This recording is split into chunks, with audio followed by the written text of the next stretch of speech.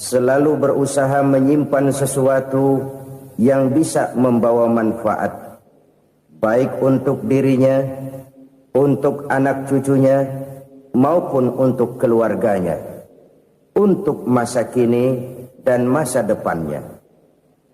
Kadang simpanan itu berbentuk uang, kadang berupa tanah, lain saat berbentuk pabrik, dan lain sebagainya. Sementara masa depan yang paling pasti adalah akhirat.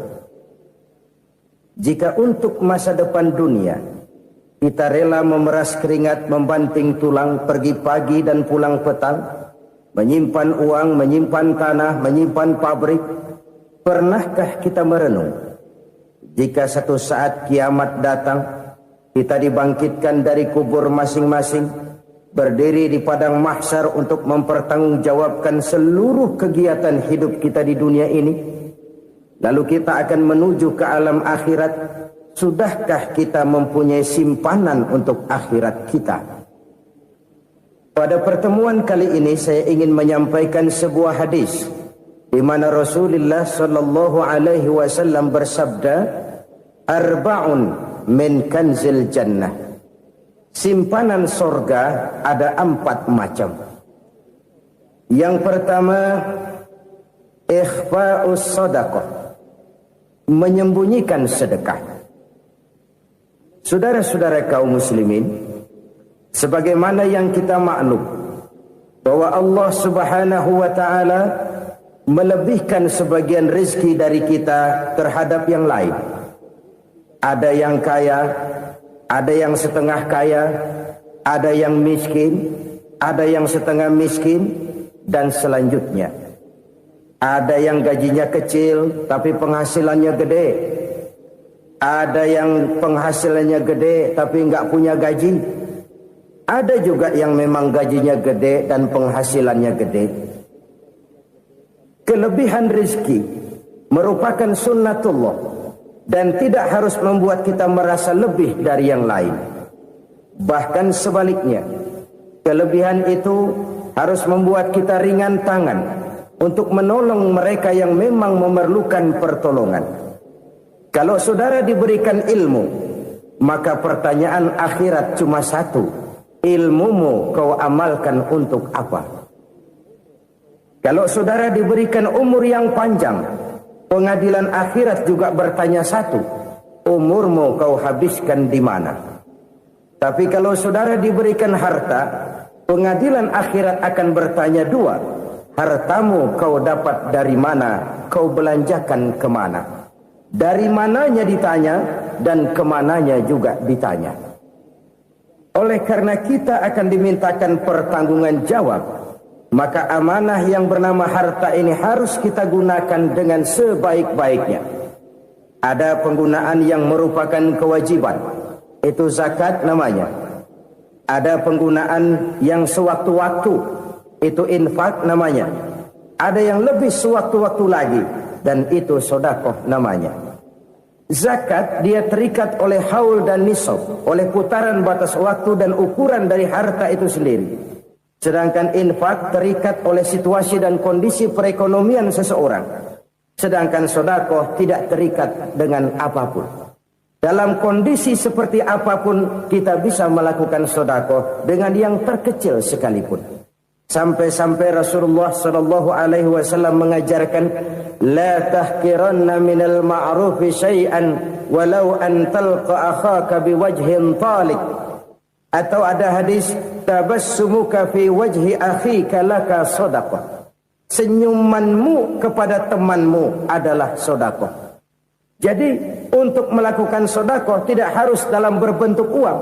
Dengan ilmu kita bisa sedekah. Dengan tenaga kita bisa bersedekah, dengan pikiran kita bisa bersedekah, bahkan senyum kepada teman itu pun sedekah. Jadi kalau sedekah dengan uang memang belum punya uang, nyengir aja banyakin. Itu asal pada tempatnya, jangan lalu ketemu tiang listrik cengengesan. Tentu tidak pada tempatnya dan tidak wajar. Nah, sedekah yang paling dicintai Allah adalah sedekah yang disembunyikan. Artinya, jauh dari sifat riya. Kan kadang-kadang ada orang sedekah itu disebutkan namanya, apa tidak bagus? Kalau memang niatnya ikhlas, ya bagus-bagus saja. Untuk memberikan sugesti kepada yang lain. Di Fulan bin Fulan nyumbang sekian, diumumkan. Boleh kalau niatnya untuk memberikan rangsangan kepada yang lain supaya dia menyumbang lebih besar dari orang tadi. Tapi kalau itu mendatangkan riya, maka sedekah yang paling dicintai Allah adalah sedekah yang disembunyikan. Tangan kiri saja tidak tahu apa yang diberikan oleh tangan kanan. Sedekah yang dilakukan dengan ikhlas akan merupakan perbendaharaan surga, tersembunyi dari pandangan orang lain, tidak seorang pun tahu. Karena memang sikap yang baik adalah melupakan kebaikan dan mengingat kesalahan. Itu salah satu ciri orang bahagia. Orang yang selalu mengingat kesalahannya dan berusaha melupakan segala kebaikannya. Kalau dia akan ada kebaikan, dia tidak bisa ikut, dia merasa rugi karena dia merasa belum pernah berbuat baik. Tapi kalau akan melakukan kesalahan baru, dia ingat kesalahan yang sudah-sudah, sehingga terhalang baginya untuk melakukan satu kesalahan baru. Demikianlah saudara-saudara, bahwa Allah melebihkan rizki sebagian kita dari yang lain, agar terjadi tolong-menolong dalam kehidupan ini.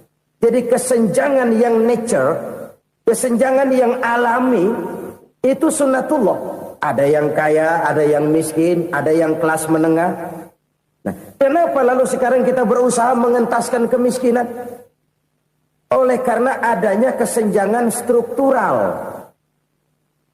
Kalau yang kaya bisa semakin kaya, kenapa yang miskin tidak bisa naik jadi ikut sedikit kaya? Sebab pada dasarnya Islam adalah agama yang sejak turunnya sudah berupaya memerangi kemiskinan. Bahkan dikatakan kemiskinan itu mendekatkan kepada kekufuran. Orang kalau miskin udah dekat banget sama kafir. Gampang menjadi kafir. Berapa banyak saudara-saudara kita yang oleh karena soal perut, oleh karena soal materi, terpaksa meninggalkan dan menanggalkan akidahnya. Menjual petunjuk yang diberikan Allah dengan kesenangan dunia yang cuma sebentar ini. Na'udzubillah, thumma na'udzubillah. Jadi makin kita sembunyikan satu sedekah, semakin banyak perbendaharaan kita di surga. Sedekah yang paling dicintai Allah adalah sedekah yang disembunyikan. Malahan ada seorang sufi, dia punya kebiasaan kalau pergi sholat Jumat dia bawa uang, itu uang dia taruh di bawah tikar masjid. Dia niat sedekah kepada siapa saja yang nemuin itu duit. Maksudnya apa? Supaya yang nemuin nggak tahu siapa yang punya duit. Demikian dia saking ingin menyembunyikan sedekahnya. Karena sifat riya itu bisa memakan amal kita sendiri. Riya itu termasuk menyebut-nyebut kebaikan kita. Orang yang suka nepuk dada, sedikit-sedikit ngitungnya kalau nggak gua. Tuh kalau nggak gua tuh yang belah situ, kalau nggak gua. Iya, kalau nggak lu kenapa emang? Orang yang suka menepuk jasad, tuh biasanya memang begitu, saudara-saudara. Kalau perang lagi berkecamuk, orang nggak sempat ngaku jadi pahlawan. Tapi begitu perang selesai, yang kagak kenal bedil ngaku pahlawan, mas. Itu sesuatu yang biasa. Oleh karenanya, orang-orang yang ikhlas dalam bersedekah, disembunyikannya sedekah itu, Allah cinta betul. Malahan ada hadis memberikan jaminan, inna sedaqatal mar'il muslimi tazidu fil umri wa tadfa'u mitatas su'i. Sesungguhnya sedekahnya seorang mukmin tazidu fil umri, bisa menambah umur panjang. Wa tadfa'u mitatas su'i, dan menyelamatkan manusia dari mati secara su'ul khatimah. Jadi siapa yang kepengen panjang umur, banyaklah sedekah. Yang bosan hidup, pelit terus. Sedekah menambah panjang umur dan menyelamatkan manusia dari mati secara su'ul khatimah. Pak, katanya umur itu nggak bisa ditambah, nggak bisa dikurangin. Kapan? Kalau ajal sudah datang. Wa idza jaa ajaluhum la yastakhiruna sa'atan wa la yastakdimun. Kalau ajal datang tidak bisa dimajukan, tidak bisa dimundurkan. Itu kalau ajal sudah datang. Tidak bisa lagi umur ditambah dikurangi, sudah datang. Tapi kalau belum datang, itu kan haknya Allah. Mau ditambah, mau dikurangi, hak prerogatif Allah. Sebagai pencipta manusia, Allah maha kuasa dan maha mampu. Sedekah ini menambah panjang umur dan menyelamatkan manusia dari mati secara su'ul khatimah. Itu orang mati kan sama ya, kondisinya mati, nggak nafas. Tapi hakikat mati kan lain-lain. Ada yang mati itu husnul khatimah, baik akhirnya. Misalnya lagi ngaji mati, lagi sholat mati, lagi sedekah mati. Ini yang dinamakan dengan husnul khatimah, baik di akhirnya. Sebaliknya ada yang su'ul khatimah, jelek di akhirnya. Ini yang jadi catatan akhir. Lagi nyekek botol, mampus. Lagi banting kartu, modar. Su'ul khatimah, jelek pada akhirnya. Sedekah menyelamatkan manusia dari mati secara su'ul khatimah. Dan kita semua kepengen mendapat husnul khatimah, jauh dari su'ul khatimah. Oleh sebab itu yang bisa menyelamatkan kita dari penyakit itu antara lain adalah sedekah yang disembunyikan. Yang dikerjakan dengan ikhlas karena Allah. Tidak karena kepengen dipuji orang, tidak karena ingin dikatakan orang pemurah, sebab orang dermawan itu orang yang memberi tanpa harus diminta. Kalau masih harus diminta, ya belum dermawan namanya, masih harus diminta. Kalau nggak diminta ya tulus, lolos, polos. Saudara-saudara kaum muslimin rahimakumullah. Harta adalah amanat dan akan kita pertanggungjawabkan. Allah melebihkan rizki sebagian kita dari yang lain agar kita saling tolong menolong, bantu membantu. Nabi janjikan siapa yang meringankan beban saudaranya muslim di dunia, Allah akan meringankan bebannya di akhirat nanti. Sebuah jaminan dari baginda Nabi.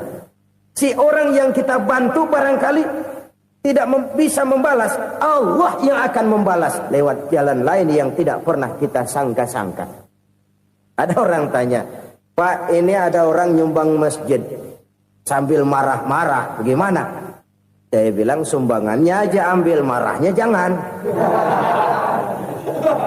Marahnya jangan diambil, itu urusan dia. Saudara-saudara kaum muslimin rahimakumullah. Umat Islam ini kan umat yang punya potensi besar. Kadang kita merenung, kenapa kadang-kadang pembangunan masjid kok lambat sekali? Kalau hotel hari ini peletakan pertama, bulan depan peresmian. Supermarket hari ini peletakan batu pertama, minggu depan peresmian. Tapi kalau sudah yang namanya masjid, kadang-kadang peletakan batu pertama sekaligus jadi batu terakhir. 3 tahun, 4 tahun, campur nebar jalak di jalanan, duit dijaring kayak ikan sepat. Apa tidak ada orang Islam yang kaya? Banyak. Apa tidak ada pengusaha muslim yang jadi konglomerat? Ada. Lalu yang belum banyak itu yang komit terhadap nilai-nilai agamanya. Akhirnya kita jatuh jadi umat yang lemah. Belum ada pengusaha konglomerat muslim buka pabrik supermi cap beduk misalnya umpamanya atau pabrik kecap cap sorban supaya identitas keislamannya sedikit kelihatan. Kita jatuh jadi umat yang lemah karena potensi tidak terinventarisir dengan baik. Kita ini ibarat kompor yang cuma matengin nasi orang lain. Potensi kita dimanfaatkan oleh orang lain. Ukhuwah Islamiyah kita baru terbatas kepada silaturahmi. Ukhuwah di bidang ekonomi kita lemah, ukhuwah di bidang kebudayaan kita lemah, apalagi ukhuwah di bidang politik kita lebih rapuh lagi. Padahal ukhuwah itu adalah totalitas kehidupan manusia, menyangkut ipolek sosbud, memerlukan nilai-nilai ukhuwah. Jadi oleh karena itu mari kita menyadari di dalam harta kita, walaupun kita yang cari, pergi pagi, pulang sore, peras keringat, banting tulang, di sana ada harta anak yatim. Di sana ada hak masjid. Di sana ada hak pesantren. Di sana ada hak jihad. Berbahagialah seseorang apabila dia oleh Allah dijadikan keran. Keran itu menyimpan air, tapi tidak untuk dirinya, tapi disalurkannya kepada mereka yang memang memerlukannya. Saudara-saudara kaum muslimin rahimakumullah, ini yang pertama. Jadi perbendaharaan surga adalah menyembunyikan sedekah. Orang lain nggak tahu, kita pun nggak pernah ngitung-ngitung. Kita anggap lewat begitu saja, padahal itu deposit akhirat. Satu. Yang kedua, perbendaharaan surga itu apa? Wa kitmanul musibah, menyembunyikan kesulitan. Kadang orang takut menghadapi kesulitan. Tapi makin kita merenung, hidup ini kan sebenarnya urusan. Takut sama urusan, ya jangan hidup. Tandanya orang hidup itu kalau punya urusan. Urusan melupakan problem. Problem sering menimbulkan kesulitan. Kesulitan bukan untuk ditakuti, tapi untuk diatasi dan dicarikan jalan keluarnya. Siapa sih orangnya yang nggak pernah sulit-sulit? Makin tinggi status sosialnya, makin gede urusannya. Makin tinggi kualitas imannya, makin berat tingkat kesulitannya. Cuma memang yang namanya enak itu seperti pelangi. Biang lala itu nggak pernah di atas kepala kita, di atas kepala orang melulu. Lo sih enak lo, kata kita. Dia juga bilang, yang enak kan lo. Pelangi itu nggak pernah di atas kepala kita. Kata tukang beca, aduh enak ya naik Mercy. Kata tukang beca, apa yang di dalam mobil Mercy? Aduh enak bener tukang beca. Di jok ngeringkuk, ngorok pulas bener. Saya kamar pakai AC, sejuk, tempat tidur sutra, empuk, alga, spring bed, kulak kulik, nggak bisa pulas kalau belum minum Valium, belum tidur. Enak bener tukang beca, di jok ngorok nggak tahu wetan kulon. Si tukang beca bilang yang di Mercy enak, yang di Mercy bilang tukang beca enak. Inilah enak, nggak pernah di atas kepala kita, di atas kepala orang lain melulu enak itu. Nah, saudara-saudara, yang merupakan perbendaharaan surga itu orang yang bisa menyembunyikan kesulitan. Baik pribadi ataupun rumah tangga. Nih terutama rumah tangga yang jadi soalnya. Kadang-kadang kita ini kalau senang, sebaliknya. Kalau senang kita diam. Kalem aja, cuek. Banyak banget duit kita, bawaan diam aja udah. Malah ketemu orang takut. Tapi begitu susah, sekampung tahu. Padahal Nabi mengajarkan perbendaharaan surga itu menyembunyikan musibah, menyembunyikan kesulitan. Kalau enak, cerita sama orang-orang. Kalau nggak enak, rasain sendiri, tekan sendiri, atasin sendiri. Kita kan sebaliknya. Tenang kita diam, asal lagi susah, paling tidak kita nyari teman buat cerita kesusahan. Siapa orangnya yang nggak pernah susah? Cuma soalnya bagaimana kita mengatasi kesusahan itu sendiri. Begitu juga misalnya kalau orang sudah berumah tangga, itu orang tuanya harus menjadi tempat dia cerita yang enak-enak saja. Yang nggak enak rasain berdua, selesaikan berdua, atasin berdua. Jangan dibalik.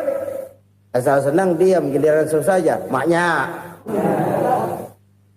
laporan. Terbalik. Bisa menjaga security informasi. Maka nama bayam keluar diam, malah seluitan. Enak amat lo makan daging ayam. Security informasi. Saudara-saudara kaum muslimin rahimakumullah. Ujian yang terberat itu yang pernah diberikan kepada para nabi, para rasul, para aulia, para ulama. Makin tinggi keimanan, makin berat bentuk kesulitan. Ayo saya kemukakan satu contoh saja. Ada seorang nabi yang kaya, nabi kaya, namanya Nabi Ayub. Iblis kalau orang begini kan keki, ibadahnya rajin, kaya. Nih yang kayak begini susah digodain. Kalau ibadahnya rajin, miskin, kali bisa disogok. Sini imannya mantap, ibadahnya rajin, kaya, nabi lagi. Tapi namanya iblis, nggak kurang akal. Laporan, Tuhan, kenapa Les? Ya ini bahasa saya, bahasa Qur'annya sih nggak gitu. Itu hambamu yang namanya Ayub, dia rajin ibadah cuma karena dikasih kaya aja. Coba kasih miskin dia, berhenti dia sembahyang. Ah, kamu bisa aja. Saya tahu Ayub itu hambaku yang ikhlas. Saya buktiin Tuhan, silahkan. Dibuktiin lah, iblis turun ke alam ini. Yang mula-mula dia lakukan, dia rusak sawah ladang Nabi Ayub. Dia binasakan binatang ternak Nabi Ayub. Sehingga dalam waktu singkat, jatuhlah Nabi Ayub dari orang paling kaya, jadi orang paling miskin. Beliau masih ibadah di mihrab dalam masjid. Datang iblis. Saudara Ayub, ya. Lagi ngapain? Ibadah. Nyembah Allah, nyembah Allah. Oh, percuma. Kenapa? Tuhan yang ente sembah nih, dia udah bikin miskin ente. Sawah ladang ente hancur lebur, binatang ternak binasa. Sekarang ente jadi orang paling miskin. Ngapain nyembah Tuhan kayak begitu? Tekor. Udah berhenti dah ibadah, berhenti ibadah. Ini iblis sama Tuhan laporannya lain, yang dikerjakan kepada Nabi Ayub juga lain. Benar begitu iblis, kata Nabi Ayub. Iya, sawah ladang saya habis, buras. Binatang ternak saya binasa, binasa. Saya miskin, bangpak. Apa jawab Nabi Ayub? Bukan innalillahi, ya ini hebat. Alhamdulillahillazi a'tani wa akhza minni. Segala puji bagi Allah yang telah memberikan harta kepada saya dan sekarang mengambilnya lagi. Alhamdulillah. Allah yang ngasih, Allah yang ambil. Itu mah urusan Allah. Iblis cuman ibadah jalan terus, sujud lagi Nabi Ayub. Iblis seleher gondok banget. Dasar Nabi nggak mempan dia apa-apain. Miskin malah alhamdulillah. Allah yang ngasih, Allah yang ambil. Jadi kalau kita tidak komit, kita tidak terikat kepada kaya, miskin, senang, susah, apa yang bisa bikin kita susah? Jadikan kekayaan, kemiskinan, jadikan senang, susah sebagai anak buah yang bisa kita atur. Jangan kekayaan ngatur kita, jangan kemiskinan ngatur kita. Kita yang harus mengatur mereka. Senang, susah, kaya, miskin, bahagia, sengsara, jadikan itu anak buah yang bisa kita atur. Kalau sekarang kita kaya, lain saat boleh jadi kita miskin, semiskin-miskinnya. Allah yang ngasih, Allah yang ambil. Tenaga mana yang bisa menghalangi? Ibadah jalan terus. Iblis makin gondok. Dasar Nabi loh. Akhirnya apa? Nabi Ayub dikerjain, diberikan penyakit. Demikian fatal penyakitnya. Bayangin, udah miskin sakit. Masya Allah. Miskin sakit. Sakitnya nggak lama, kira-kira 16 tahun. Istrinya 3, 2 mental minta ceraiin. Ngerawatin laki bengek begini. Senang belum tentu, susah udah pasti nih. Cerai aja, cerai dah. Cerai. Tinggal satu Siti Rahmah yang setia menemani beliau. Sesetia-setianya hati perempuan.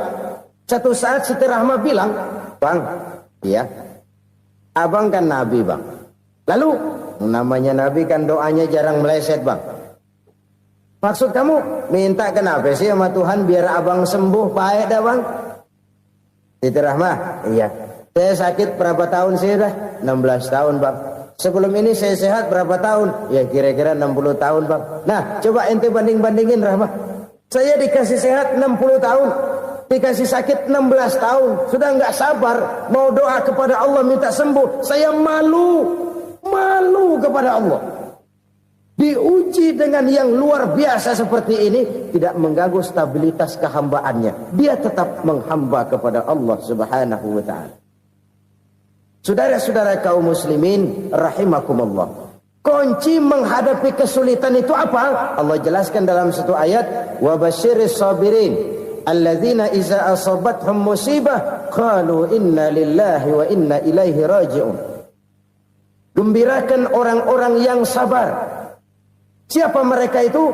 Yang apabila mendapat musibah mereka kembali kepada keyakinan dasar, segalanya dari Allah dan segalanya akan kembali kepada Allah. Ini konsepsi dasar dari sikap muslim dalam menghadapi berbagai kesulitan. Segalanya dari Allah, segalanya akan kembali kepada Allah. Kalau ini sudah kondisi dasarnya, maka kita akan lapang menghadapi kenyataan bagaimanapun pahitnya. Apakah itu namanya miskin, apakah itu namanya sakit, bahkan maut sekalipun. Maut sekalipun. Segalanya dari Allah, segalanya akan kembali kepada Allah. Ini sikap hidup, bukan sekedar ucapan.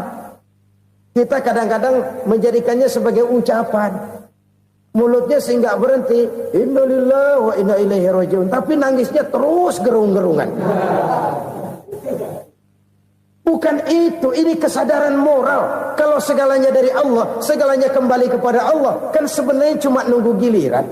Hari ini saya nyembayangin dia, entah hari apa saya disembayangin orang. Hari ini saya antar dia ke kubur, entah hari apa orang nganterin saya ke kubur. Hari ini saya tahlilkan dia, entah nanti kapan orang tahlilkan saya. Segalanya dari Allah, segalanya akan kembali juga kepada Allah. Oleh sebab itu saudara-saudara, kesulitan bukan untuk ditakuti. Kesulitan justru untuk diatasi, dicarikan jalan keluarnya. Dan tidak ada orang yang tidak pernah mendapat kesulitan. Tidak ada. Semakin tinggi status sosial, semakin tinggi kualitas keimanan, semakin besar juga tingkat kesulitan. Hanya saja bagaimana cara kita mengatasinya. Dan Al-Quran menyatakan, inna ma'al usri yusra. Di balik kesulitan itu pasti ada kemudahan. Roda itu berputar. Karena itu Rasulullah sallallahu alaihi wasallam mengingatkan kepada kita, ta'arraf ilallahi fir rakha ya'rifka fis syiddah. Ingatlah kepada Allah di waktu kamu senang, supaya Allah ingat kepada kamu di waktu kamu susah. Kalau waktu senang kita ingat kepada Allah, kita susah, Allah tidak akan meninggalkan kita. Tapi kalau waktu senang kita jauh dari Allah, sujud tidak sempat, dengan masjid jauh, ketika senang kita lupakan Allah. Nanti begitu kita susah, Allah lupakan kita. Dan itu menyakitkan. Oleh karena itu orang-orang tua kita dulu bilang, kalau lagi sehat ingat-ingat lu bakal sakit nanti. Kalau lagi kaya ingat-ingat satu saat kita bakal jatuh miskin. Bahkan kalau lagi muda ingat-ingat kita bakal tua. Dan yang terpenting kalau lagi hidup ingat-ingat kita bakal mati. Saudara-saudara kaum muslimin rahimakumullah. Jadi yang kedua yang merupakan perbendaharaan surga, menyembunyikan musibah. Saudara-saudara kaum muslimin rahimakumullah. Hal ketiga yang merupakan perbendaharaan surga adalah wasilatur rahmi. Orang yang suka bersilaturahmi. Sebagaimana yang kita maklum bahwa manusia adalah makhluk yang disebut zon politika. Makhluk sosial yang tidak mungkin hidup sendiri-sendiri.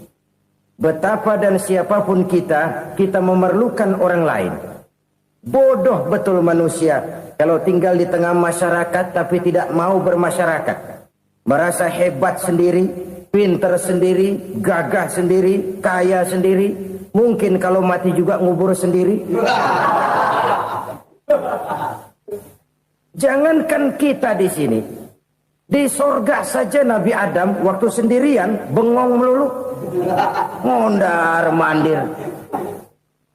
Allah tegur dam sepi dam. Ya ini kalau bahasa saya. Iya Tuhan sepi ini nggak ada coret-coretan pisan ini. Diciptakan Siti Hawa baru anteng Nabi Adam.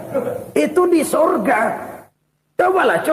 Umpamanya saudara tinggal di Jakarta nih. Kayak bener. Apaan aja di Jakarta punya saudara dah. Jembatan Semanggi ambil. Monas, Buntel bawa pulang. Hotel-hotel ambil semua. Cuman tinggal di Jakarta sendirian, apa enaknya? Betapa dan siapapun kita perlu orang lain.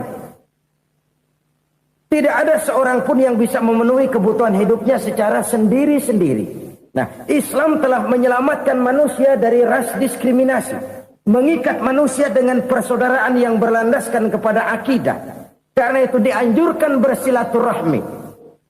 Bahkan Nabi menyatakan, man arada ayyubsata lahu fi rizqihi wa yunsa'a fi atharihi falyasil rahimah.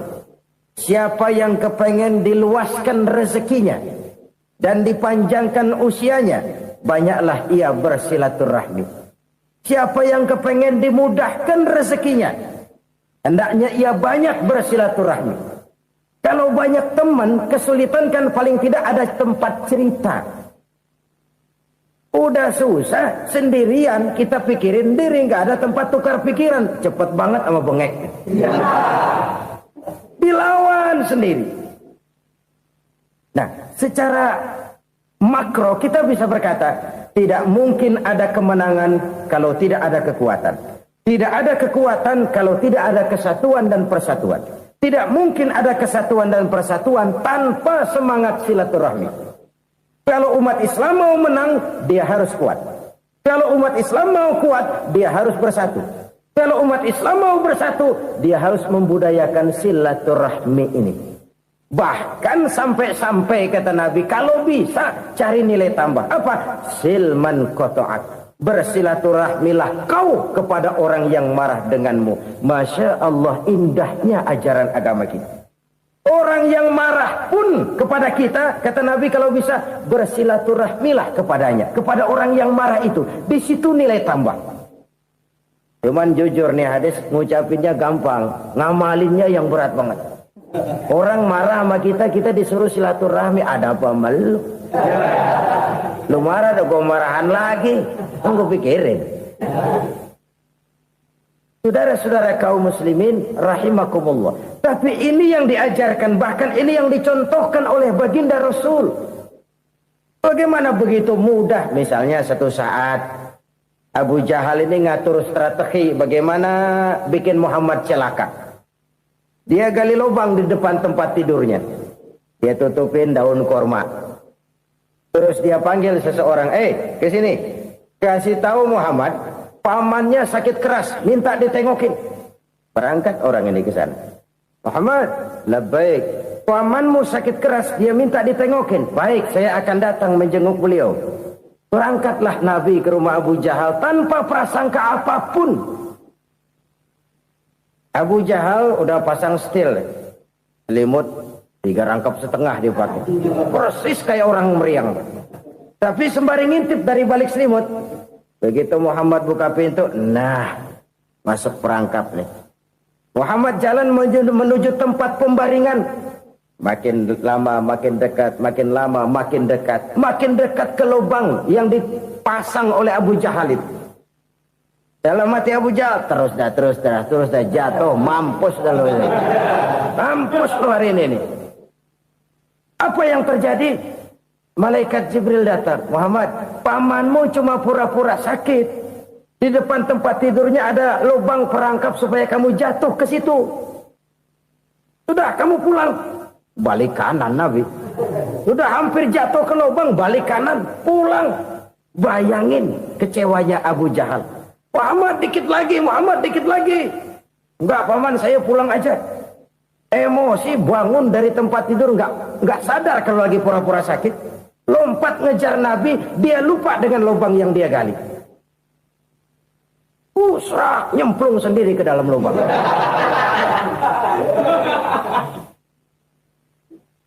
Nabi terus berlalu. Ini terjadi keanehan. Jatuh ke lubang yang dia gali itu sebenarnya nggak terlalu dalam ya, antara 3-4 meteran lah. Tolong saya jatuh ke lubang ini. Datanglah pelayan-pelayannya itu. Angkat saya dari sini. Oh, yang ngulurin tambang. Satu gulung, belum juga nyampe itu tambah. Kurang, beli lagi ke warung. Sambung, ulur lagi, nggak juga bisa sampai. Wah, ini kerjaan Muhammad ini. Tolong, siapa salah seorang kamu ke rumah Muhammad, kasih tahu encangnya kecebur. Minta ditolongin. Sampaikan kepada Rasul. Kenapa? Pamanmu jatuh ke lubang, Muhammad minta tolong diangkatin. Tambang udah nyambung-nyambung nggak nyampe juga. Ya, nanti saya datang, saya tolong. Coba.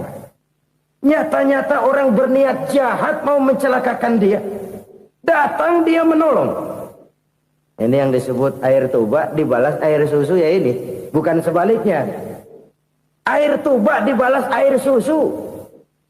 Paman, kecebur ya? Iya Muhammad, tolong ini.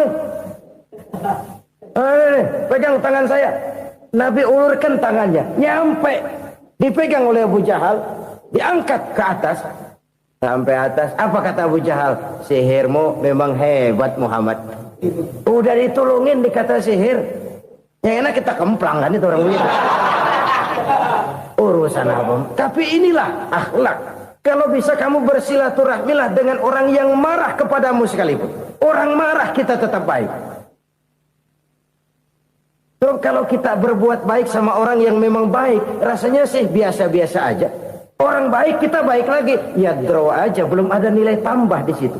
Baru ada nilai tambah kalau kita bisa berbuat baik kepada orang yang nyakitin kita. Itu namanya kita setingkat di atas dia. Dia sakitin kita, kita berbuat baik sama dia.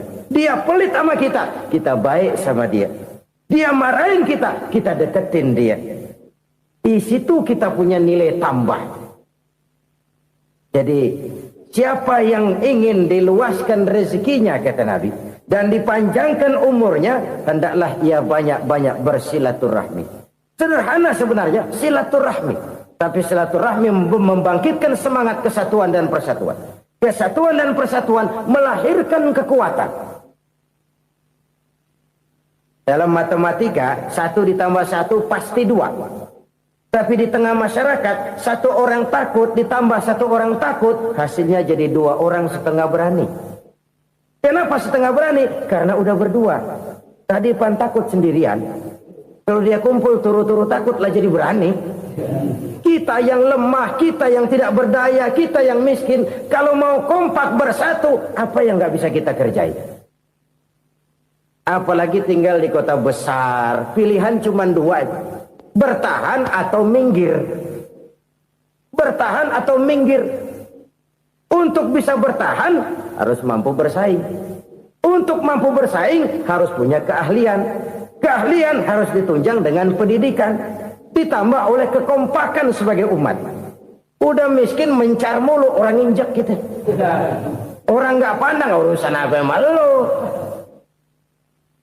Oleh karena itu silaturahmi pada hakikatnya merupakan roh dari ukhuwah yang diajarkan oleh agama kita. Bagaimana Islam menyelamatkan masyarakat manusia dari ras diskriminasi, mengikat manusia, dan tidak ada persaudaraan yang lebih indah selain persaudaraan yang diikat dengan nilai-nilai akidah. Sepanjang orang di jalan Allah, itulah saudara kita. Keluar dia dari jalan Allah, selesailah persaudaraan sampai di situ.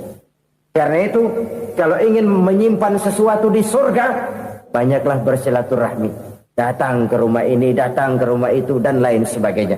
Itu simpanan kita di akhirat nanti. Ini yang ketiga. Saudara-saudara, yang keempat, perbendaharaan surga itu apa? Wa qawlu la hawla wa la quwwata illa billah. Ucapan la hawla wa la quwwata illa billah. Ibadah kan ada yang berat, modalnya besar. Bangun masjid berat, modalnya besar. Bangun rumah sakit berat, modalnya besar. Ada ibadah yang berat, tapi modalnya ringan. Misalnya puasa. Puasa itu berat, mengendalikan nafsu. Kalau sekedar nggak makan nggak minum sih enteng, mengendalikan nafsu. Itu jihad terbesar. Tapi kan modalnya ringan, cuma niat saja. Ini ibadah berat, modalnya ringan. Ada ibadah yang ringan, modalnya juga enteng. Seperti termasuk ucapan la haula wa la quwwata illa billah. Tanpa sadar, la haula wa la quwwata illa billah. Nyelengin tuh di surga. Nyelengin, kita nggak terasa. Nyelengin simpenan akhirat. La haula wa la quwwata illa billah. Nyimpen lagi. Kaget, la haula wa la quwata illa billah, nyimpan lagi, banyak simpenan. Walaupun sebenarnya yang dimaksud di sini adalah kesadaran batin bahwa tidak ada daya dan kekuatan kecuali Allah. Itu intinya. Kita memulai pekerjaan disunahkan baca bismillah, kan begitu. Apa itu? Kesadaran moral. Bahwa ini saya bisa kerjakan. Saya kerjakan ini dengan menyebut nama Allah. Kenapa? Kalau Allah tidak memberikan daya dan kekuatan, mana mampu saya kerjakan ini. Maka saya kerjakan ini dengan menyebut nama Allah. Bismillah. Kesadaran moral. Manusia hanya wajib berusaha, tapi nggak pernah wajib berhasil. Banyak hal-hal yang kalau kita renungkan secara rasio nggak mungkin. Tapi jadi kenyataan. La haula wa la quwata illa billah. Tidak ada daya dan kekuatan kecuali bagi Allah semata-mata.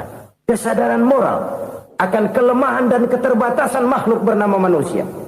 Kadang kita kagum dengan otak, tapi kita sering lupa sama yang bikin otak. Padahal bagaimanapun hebatnya otak, yang bikin otak pasti lebih hebat dari otak. Nggak percaya, silahkan otak-otakan. Inilah kecenderungan. Kita kagum dengan pesawat-pesawat mutakhir, bukan main besi gede banget terbang itu. Alangkah hebatnya. Lalu apa yang bikin otak tidak lebih hebat dari itu semua?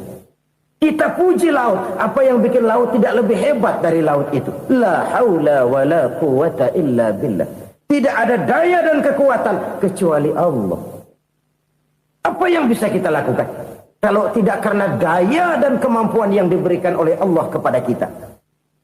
Lahirlah sikap tawadu, rendah hati. Tidak melonjak menjadi angkuh dan sombong. Sadar akan kelemahan dan keterbatasan diri.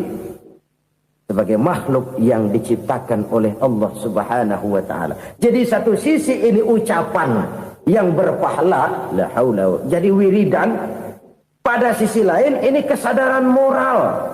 Sikap mental, kesadaran batin, bahwa yang punya daya dan kekuatan itu cuma Allah. Kita nggak pantas untuk sombong, sebab sombong itu pakaiannya Allah. Kita nggak sedang pakai pakaian Allah, kegedean. Dan makin kita renungi, makin terbentur. Apa sih yang bisa kita sombongin? Kita mau sombong apa? Kayak pintar, itu kan semua relatif. Di atas langit masih ada langit lagi. Jadi oleh karenanya, marilah kita menyadari. Manusia hanya wajib berusaha, tapi tidak pernah wajib berhasil.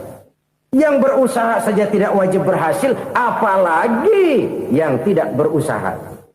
Islam bukan agama orang pemalas yang selesai sholat lalu endelohom, nggelenggem ayem-ayem. Tapi Islam bukan agama orang sombong yang setelah berusaha lalu tidak memerlukan Allah. Kita bisa saja bikin proyeksi, tahun sekian kita bakal panen besar menurut perhitungan otak. Tapi ada kejadian lain. Apa? Tikus ngambek. Habis itu dimakanin tikus, panen gagal. Proyeksi rasional gagal oleh tikus-tikus yang ngambek itu. Bisa saja terjadi. Tahun depan kita panen besar. Urung. Kenapa? Musim panas panjang. Dan sekarang ini koran-koran bikin berita musim mengalami penyelewengan. Bukan cuma manusia yang nyeleweng sekarang. Musim pakai nyeleweng. Mestinya kan musim hujan udah selesai. Masih hujan-hujan juga. Musim. Nah sekarang kita boleh bikin proyeksi, kita bakal panen besar. Tahu-tahu musim panas panjang, sawah retak, air kering. Cari teknokrat yang paling botak, suruh pendekin tuh musim panas. La haula wa la quwata illa billah. Inilah kesadaran moral. Saudara, saya teringat satu saat ada seorang konglomerat. Umurnya ya kira-kira 70-an. Suatu saat dia ditanya oleh wartawan, Pak, umur Bapak berapa sih? Ya paling 10 tahun. 10 tahun? 10 tahun? Anak Bapak berapa orang? Satu saja? Satu. Harta Bapak berapa?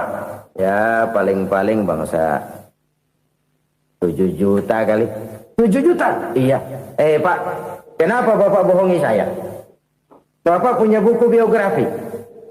Koran-koran, majalah-majalah banyak memuat cerita riwayat hidup Bapak. Saya tahu umur Bapak 70. Kenapa bilang cuma 7 tahun? Saya tahu anak Bapak 8. Kenapa cuma bilang 1? Saya tahu harta bapak miliaran, mungkin triliunan, pabrik di mana-mana, bank di mana-mana. Kenapa bilang uang bapak cuma 7 juta? Nah, kata si konglomerat tadi, kamu benar nak, kamu benar. Umur saya kalau jumlahnya memang 70 nak. Cuman ingat-ingat saya, baru 7 tahun terakhir ini saya sujud.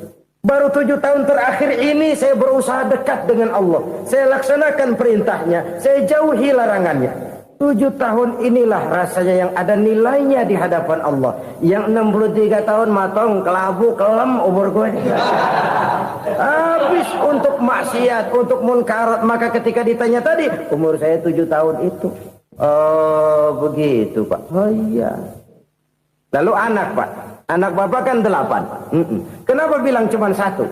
Nah, kalau jumlah hitungannya memang anak saya 8. Tapi dari 8 orang ini rasanya cuma 1 nih. Yang bakal jadi buah hati, belahan jantung. Pelanjut cerita, penerus sejarah. Bakal jadi anak soleh yang akan mendoakan saya. Cuma 1 rasanya anak saya ini yang bakal jadi buah hati saya. Besar-besaran saya. Yang akan mendoakan di kubur saya. Yang akan mendoakan di akhirat saya. Yang 7 orang mana, Masya Allah, yang atu tenggeng, yang atu nyekek botol ngolo, yang atu nggak karu-karuan. Makanya saya bilang 1 anak saya yang akan bisa mendoakan saya. Oh begitu Pak. Iya. Nah harta Pak, harta bapak kan triliunan, pabrik bapak di mana-mana, uang bapak hampir di tiap bank-bank besar. Kenapa bilang cuma 7 juta? Betul kau nak. Harta saya kalau jumlahnya memang miliaran, triliunan mungkin. Tapi yang saya ingat baru 7 juta tuh yang saya belanjakan di jalan Allah. Saya nyumbang masjid, saya santuni yatim piatu, saya bantu pembangunan pesantren, saya bantu pembangunan rumah sakit Islam.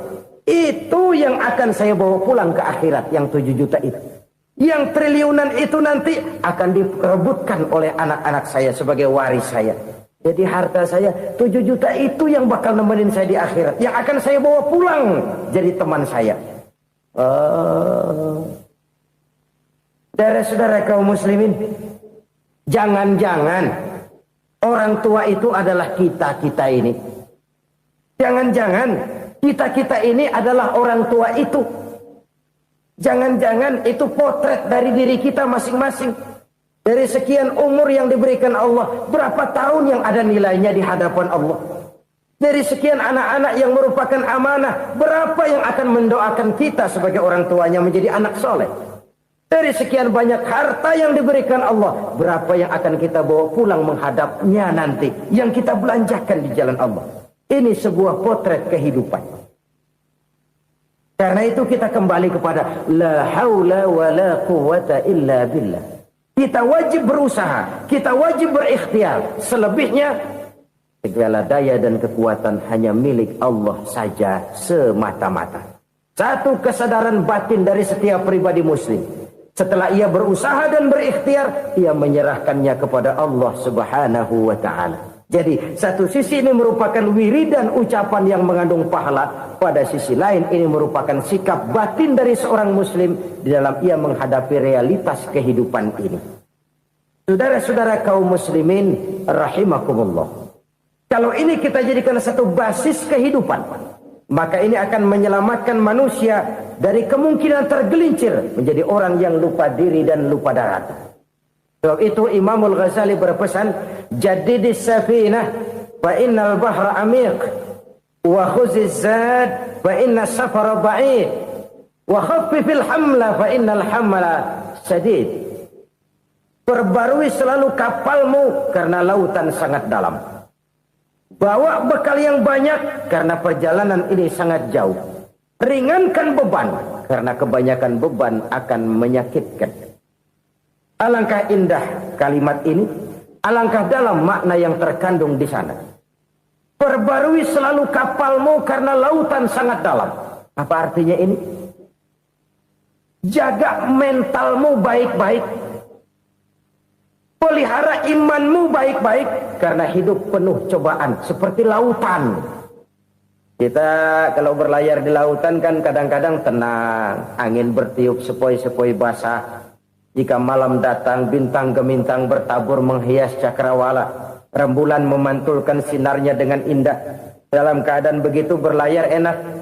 Tapi lain saat ombak menggunung, halilintar menyambar, angin topan bertiup. Berapa banyak sudah saudara-saudara kita yang tenggelam di lautan dunia tanpa sadar bahwa dia belum sampai kepada pantai yang akan dituju. Berapa banyak sudah saudara-saudara kita yang tenggelam di lautan dunia ini tanpa sempat bangkit lagi. Dia menyangka sudah sampai kepada tujuannya. Hati-hati kapal jangan sampai bocor karena lautan sangat dalam. Iman ini jaga baik-baik karena hidup penuh dengan ujian. Wa khuzizat fa inna safara ba'id. Bawa bekal yang banyak karena perjalanan sangat jauh. Saudara mau ke Bandung, bawa duit. Saudara mau ke Surabaya, banyakan lagi duitnya. Saudara mau ke Mekah, gepokan, iketan tuh duit nggak lembaran lagi. Makin jauh perjalanan, makin banyak bekal yang harus kita bawa. Kalau saudara dari Jakarta mau ke Surabaya, kagak bawa duit berangkat juga, itu sih bukan berani namanya, nekat. Sampai Surabaya belum tentu, sengsara di jalan udah pasti. Kenapa? Nggak bawa bekal berangkat. Sama juga kita nih, misalnya belum sempat sembahyang, mati. Waduh, berani banget orang. Belum punya bekal, mati. Sengsara di jalan.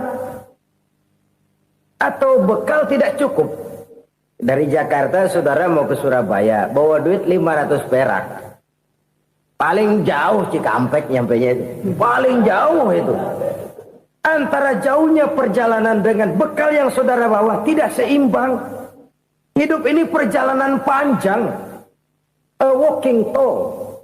Dimulai dari alam arwah. Sebelum jasad diciptakan, roh diciptakan lebih dulu. Dari situ pindah ke alam rahim. Dari alam rahim pindah ke alam dunia. Dari alam dunia pindah ke alam barzah. Baru menuju akhirat. Satu perjalanan panjang. Kalau bekal tidak bawa, sengsara di jalan. Bawa bekal yang banyak karena perjalanan ini sangat jauh. Wa khaffifil hamla, ringankan beban karena beban itu cuma akan menyulitkan. Kalau bekal itu sih keperluan, tapi beban nggak kita perluin, coba ngeberat-ngeberatin. Apa ini beban? Dosa, kecurangan, kebatilan, kezoliman, ketidakadilan, kesewenang-wenangan. Itu akan jadi beban kita di akhirat. Alangkah celakanya, perjalanan panjang, bekal tidak bawa, beban kelewat banyak, alamat sengsara di jalan. Pahala tidak ada, dosa berlipat ganda. Na'udzubillah, summa na'udzubillah. Kalau kita rangkum nasihat Al-Ghazali dengan kisah si konglomerat tadi, kita akan mengambil kesimpulan. Pertama, bekal terbaik dalam menghadapi gejolak kehidupan ini tidak lain adalah iman. Yang kedua, pahala dan dosa. Dua hal kontroversial. Pahala adalah bekal, dosa adalah beban. Tapi kita sekarang kan tidak begitu terangsang kepada yang abstrak. Orang berlomba mencari yang konkret-konkret saja. Yang real. Kalau memang dosa, benjol dong. Kira-kira begitu. Kira-kira begitu. Persis orang Yahudi dulu. Orang Yahudi itu kan pernah minta kepada Nabi Musa. Ya Musa, lan nu'mina laka hatta narallaha jahrah. Musa, kami nggak bakal mau beriman kepada Allah kalau belum kami lihat Allah ada nongkrong di depan kami. Kalau memang Tuhan ada, taruh dong di depan kami. Mau yang konkret-konkret saja. Kalau memang dosa, benjol dong. Kalau memang pahala, berasa dong. Orang terangsang kepada yang real, yang konkret-konkret saja. Karena itu, untuk mengejar dosa, orang mau bayar. Tapi untuk mengejar pahala, walaupun tidak bayar, orang segan. Ini yang dikatakan oleh Nabi, kamu mengharapkan ke surga, tapi kamu berat melaksanakan sesuatu yang bisa membawa kamu ke surga. Kamu ingin jauh dari neraka, tapi tiap saat kamu lakukan perbuatan-perbuatan yang justru menjerumuskan kamu ke neraka. Idda'aitum an-najata minan nar wa ramaitum fiha anfusakum. Kamu ingin selamat dari neraka, tapi kamu lemparkan diri kamu ke neraka. Kamu ingin masuk surga, tapi berat sekali kamu melakukan perbuatan-perbuatan yang bisa menyampaikan kamu di surga. Saudara-saudara kaum muslimin rahimakumullah. Jadi hal keempat yang merupakan perbendaharaan surga adalah la haula wa la quwata illa billah. Satu sisi ini merupakan ucapan yang memperberat timbangan akhirat. Pada sisi lain ini merupakan sikap hidup seorang muslim. Kesadaran batin yang sangat dalam bahwa tidak ada daya dan kekuatan kecuali Allah. Dan itu kita simbolkan pada saat memulai pekerjaan dengan bismillah, dengan menyebut nama Allah. Satu kesadaran moral, saya hanya bisa melakukan ini karena diberikan daya dan kekuatan oleh Allah. Lahirlah sikap tawadu, rendah hati, tidak melonjak menjadi angkuh dan sombong. Saudara-saudara, sampai sini dulu jumpa kita kali ini. Semoga 4 perbendaharaan surga ini dapat kita lakukan, yang kelak akan merupakan bekal kita di kemudian hari nanti. Amin ya rabbal alamin. Bapak-bapak, ibu-ibu, saudara-saudara kaum muslimin rahimakumullah. Di dalam kehidupan kita sebagai seorang muslim, minimal 5 kali dalam sehari semalam kita mendengar seruan untuk mendirikan solat yang disebut azan. Ada kalimat menarik di dalam kalimat azan itu, yakni seruan hayya 'alal falah, marilah menuju kepada keberuntungan, marilah meraih kemenangan. Seruan ini adalah kecenderungan dari setiap manusia, apapun warna kulitnya. Artinya, setiap orang dalam hidup selalu ingin meraih dan mencari kemenangan. Kemenangan akan melahirkan kepuasan batin, dan kepuasan batin memberikan kebahagiaan. Sedangkan kekalahan melahirkan penderitaan batin, dan penderitaan batin menjerumuskan seseorang di dalam berbagai bentuk kerugian. Jikalau inilah seruan azan, maka masalahnya ialah apa yang menyebabkan kita meraih kemenangan. Al-Quranul Karim memberikan tuntunan dan ajaran kepada kita bahwa orang-orang yang memperoleh kemenangan itu tidak lain adalah orang-orang yang bertakwa. Hanyalah mereka yang bertakwa kepada Allah Subhanahu wa ta'ala pada akhirnya akan tampil sebagai pemenang. Lalu siapa orang yang bertakwa itu? Dijelaskan dalam awal-awal Al-Baqarah, orang yang bertakwa yang akan meraih kemenangan.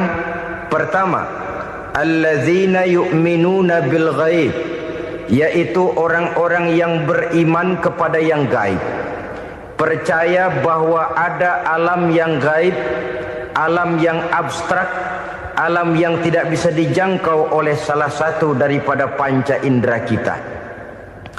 Mereka percaya dan beriman kepada adanya malaikat, beriman kepada adanya iblis dan jin, beriman kepada adanya alam kubur, beriman kepada adanya alam mahsyar, beriman kepada adanya alam akhirat, beriman kepada adanya surga dan neraka. Beriman bukan cuma sekedar beriman dalam ucapan bibir saja, tetapi beriman yang nilai iman itu mampu mewarnai gerak dan gaya hidupnya. Iman yang meresap sampai ke tulang sumsum, kemudian memberikan dampak positif di dalam kehidupan manusia. Alam, kita tahu, adalah sesuatu yang selain Allah, dan Allah bukanlah alam. Apapun namanya selain daripada Allah, itu adalah alam. Alam pada hakikatnya terbagi menjadi 2. Ada alam syahadah, alam nyata, alam konkret, alam yang bisa dijangkau oleh salah satu indera kita. Kemudian ada alam ghaib, alam yang tidak bisa dijangkau oleh panca indera kita, alam metafisika, alam abstrak, alam yang wajib kita imani keberadaannya. Kita percaya bahwa malaikat itu ada, Kita percaya kepada jin, bahwa jin itu ada. Kita percaya kepada adanya iblis dan setan. Bukan percaya kepada iblis dan setannya, percaya bahwa iblis dan setan itu ada. Itu termasuk salah satu daripada sifat orang yang bertakwa kepada Allah. Saudara-saudara kaum muslimin rahimakumullah, kecenderungan pembangunan yang lebih bersifat materialistis biasanya menggeser aspek kehidupan rohani. Orang berpikir empiri, dan dalam pola pikir yang demikian maka alam gaib tidak lagi mendapat perhatian. Aspek kehidupan yang bersifat rohaniah malah mulai ditinggalkan. Akibatnya terjadilah kepincangan di dalam kehidupan kita. Pernah ada satu pengalaman pribadi dalam perjalanan kembali ke tanah air. Dalam pesawat di sebelah kanan saya duduklah seorang Jerman namanya Heiner Simonsen. Iseng saya ajak kenalan, saya ajak ngobrol, saya tanya dia. Saya bilang, Mas Heiner ini, kalau pesawat yang kita tumpangi ini jatuh ke bawah, kira-kira apa yang bakal terjadi, Mas? Dia bilang, kita semua akan mati. Begitu? Iya. Oke. Apa itu mati? Tanya saya. Dia bilang, untuk tahu apa itu mati, kita harus tahu lebih dahulu apa itu hidup. Saya pikir nih bule bisa ngomong juga. Baiklah kata saya. Apa hidup menurut Anda itu? Oh, hidup itu dia bilang, kalau seluruh anggota badan kita bekerja secara normal, paru-paru memompa darah secara normal, jantung berdetak secara normal, sel-sel tubuh bekerja secara fit, dan organisme tubuh hanya mau bekerja secara normal, dia bilang, kalau kita memberi makan yang cukup, menu yang teratur, dan gizi yang lengkap. Saya bilang, kesimpulannya apa, Ner? Dia jawab, hidup adalah dari tangan ke mulut. Life is from the hand to the mouth, kata dia. Hidup adalah dari tangan ke mulut. Jadi masalah hidup tidak lebih daripada masalah isi perut. Orang pergi pagi, pulang sore, peras keringat, banting tulang, perut yang dibelain. Saya bilang, you are wrong. Sampean salah, Ner. Kamu orang Islam bukan? Bukan. Pantas. Kenapa saya salah? Dia bilang, ya jelas salah. Salahnya di mana? Kamu ini manusia. Kalau hidup cuma dari tangan ke mulut, saya bilang, kambing di kampung saya juga begitu pikirannya, Ner. Itu kambing di kampung saya, asal perutnya kenyang, sudah hidup dia. Perkara besok bagaimana, lusa prospeknya macam mana, bulan depan ada apa, kambing nggak pernah mikir. Di kampung saya kambing juga pikirannya begitu. Kamu Kristen ya? Tadinya. Loh kok tadinya, lalu apa sekarang kamu ini? Dia bilang, sekarang saya netral. Saya tidak beragama, tapi saya percaya kepada Tuhan sebagai pencipta alam. Saya ingat benar dia bilang, I haven't any religious, but I believe to God as the creator of the world. Kenapa bisa netral begitu, Ner? Habis saya bingung katanya. Islam bilang Islam baik, Kristen bilang Kristen baik, Hindu Buddha bilang Hindu Buddha baik, semua agama baik. Saya netral sekalian, nggak beragama. Yang penting saya percaya kepada Tuhan. Saya bilang, Ner, kamu ini kayak orang mau beli celana. Lalu bingung. Yang satu bilang Levi's bagus, yang satu bilang Blue Jean hebat, yang satu bilang Wool England hebat. Celana ini hebat, celana itu bagus, celana ini hebat. Semua celana bagus, kamu bingung. Akhirnya netral, tidak pakai celana. Itu juga salah. Saya pikir-pikir, kemudian saya melihat bahwa dua pola berpikir Heiner ini nampaknya sudah mulai menggejala di lingkungan masyarakat bangsa kita. Disadari atau tidak, secara jujur kita harus berkata, dua pola pemikiran Heiner ini mulai berkembang di tengah masyarakat bangsa kita. Pertama, pola pikir materialisme.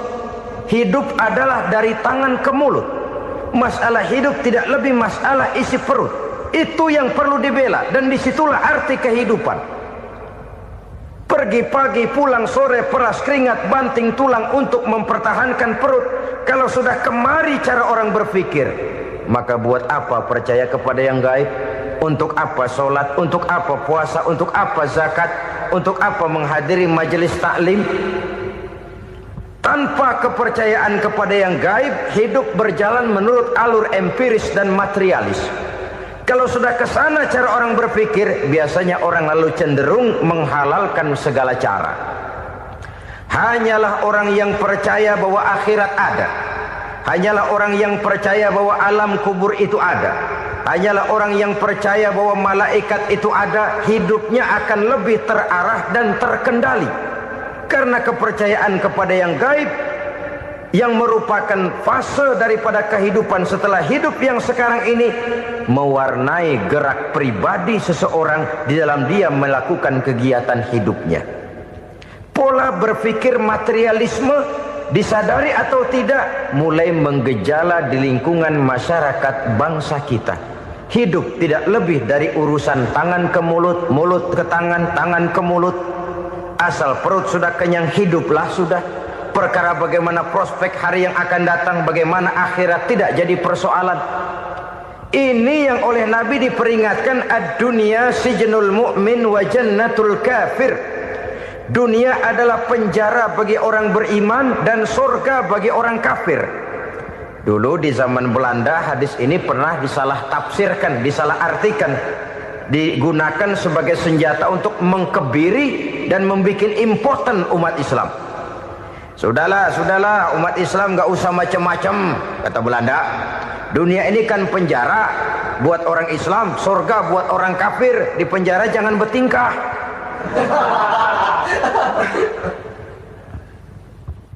Pengertiannya tidak begitu. Dunia adalah penjara bagi orang mukmin. Artinya dalam kehidupan dunia seorang mukmin tidak bebas memperturutkan hawa nafsunya.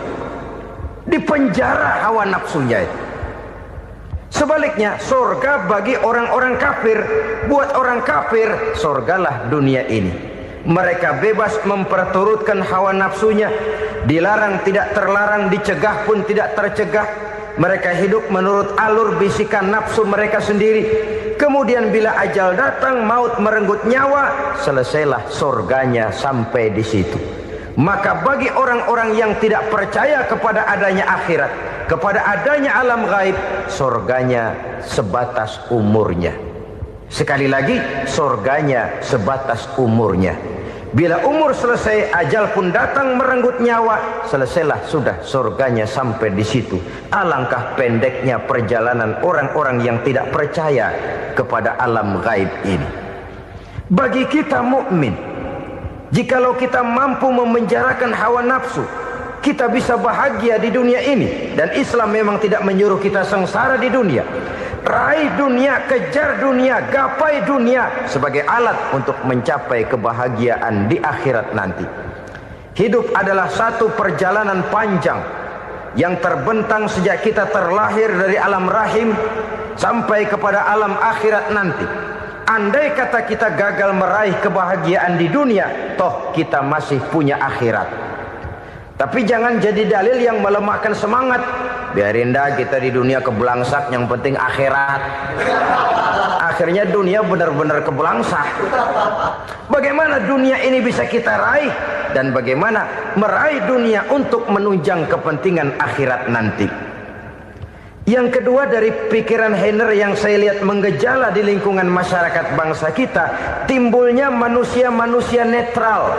Seolah-olah Tuhan yes, agama no. Sama Tuhan percaya, agama ogah. Tuhan ngangguk, giliran agama godeng. Padahal hampir dalam setiap ayat dalam Quran, kata-kata amanu biasanya bergandeng dengan wa amilus shalihat. iman dan amal soleh. Ini sebagai isyarat Tuhan dan agama jangan pernah dipisah-pisah. Apabila kita bertuhan, maka kita harus beragama.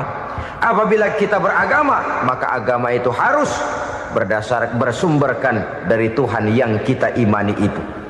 Tidak mungkin kita pisah, Tuhan yes, agama no. Sama Tuhan percaya tapi agama bikin sendiri. Sembayangnya cukup bengong 2 jam madep ngulon.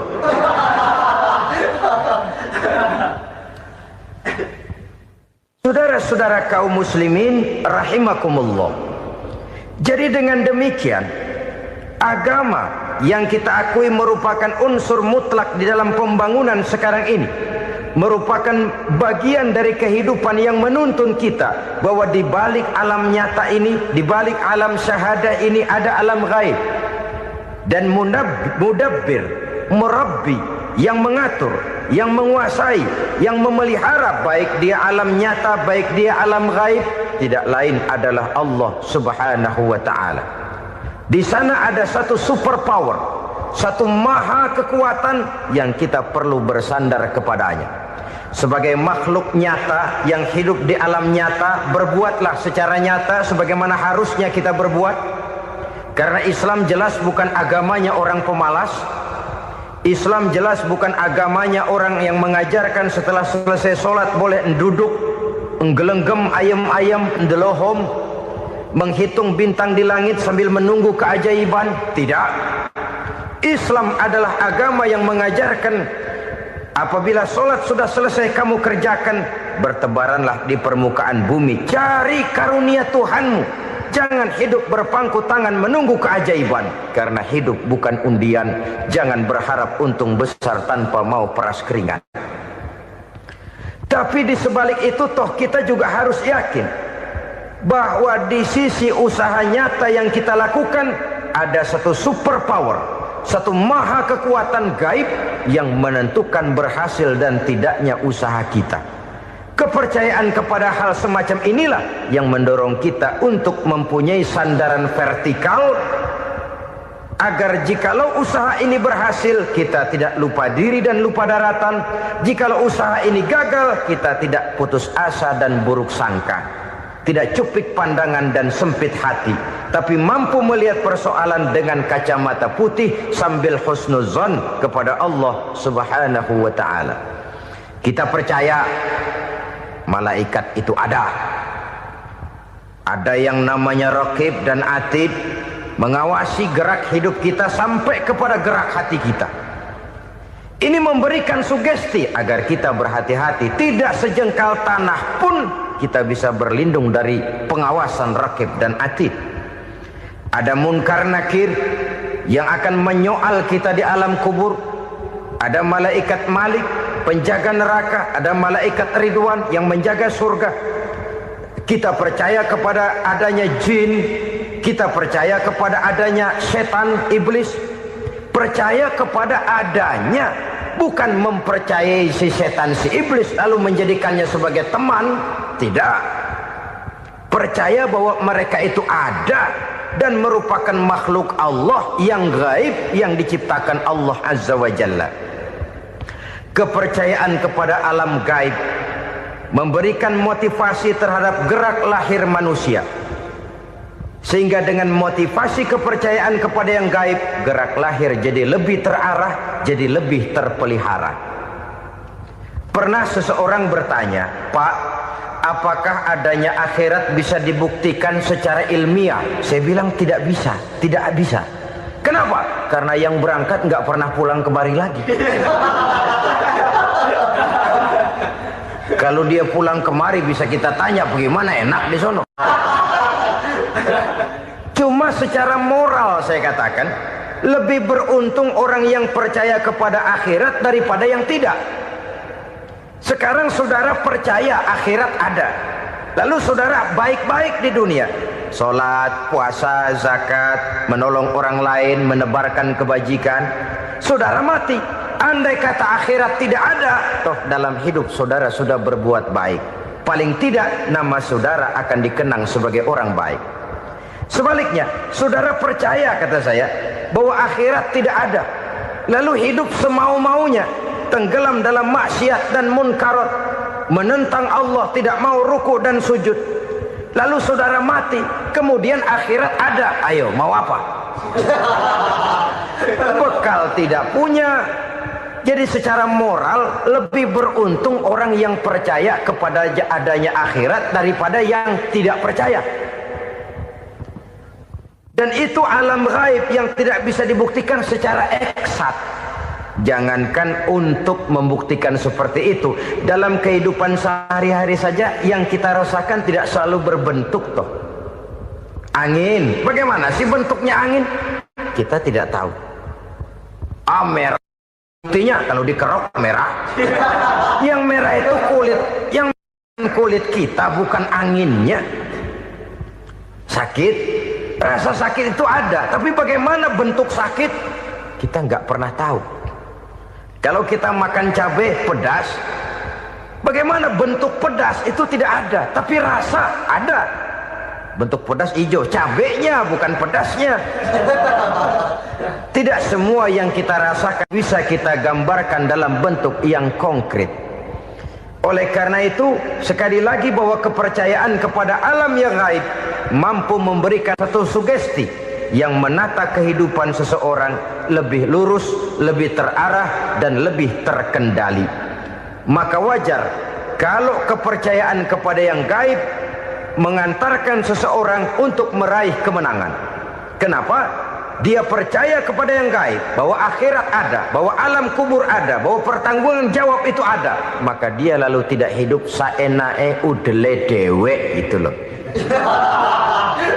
Tidak hidup menurut seleranya sendiri, terarah, teratur. Ini cirinya yang pertama. Orang bertakwa yang akan meraih kemenangan, mereka beriman, mereka percaya kepada yang gaib. Bahkan hal-hal konkret saja selalu berangkat dari yang gaib. Saudara-saudara, para remaja, para pemuda sekarang ini tidak pernah tahu toh siapa yang akan jadi teman hidup saudara. Kita bisa saja ngerancang, mentargetkan, tapi toh akhirnya yang namanya jodoh bukan kekuasaan kita. Rezeki di luar kemampuan kita. Begitu juga ajal. Maut, jodoh, ajal adalah contoh-contoh konkret bahwa pada akhirnya yang gaiblah yang menentukan. Bertahun-tahun ngelancong, emang jodoh seret, nggak jadi.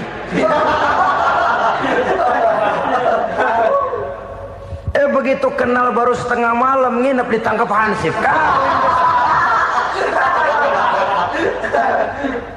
Hal-hal semacam itu kadang-kadang kita berpikir suuzon, gilet, perempuannya cakep banget, lakinya rebek amat. Memang begitulah jodohnya. Memang begitulah jodohnya. Saudara hadirin ma'asyiral muslimin yang saya hormati, jadi hal-hal yang konkret saja kita yakini sepenuhnya ditentukan oleh satu superpower yang gaib itu tadi.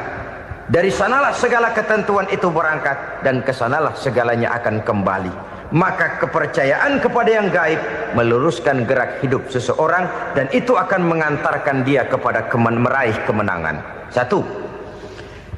Yang kedua, wa yuqimuna shalah.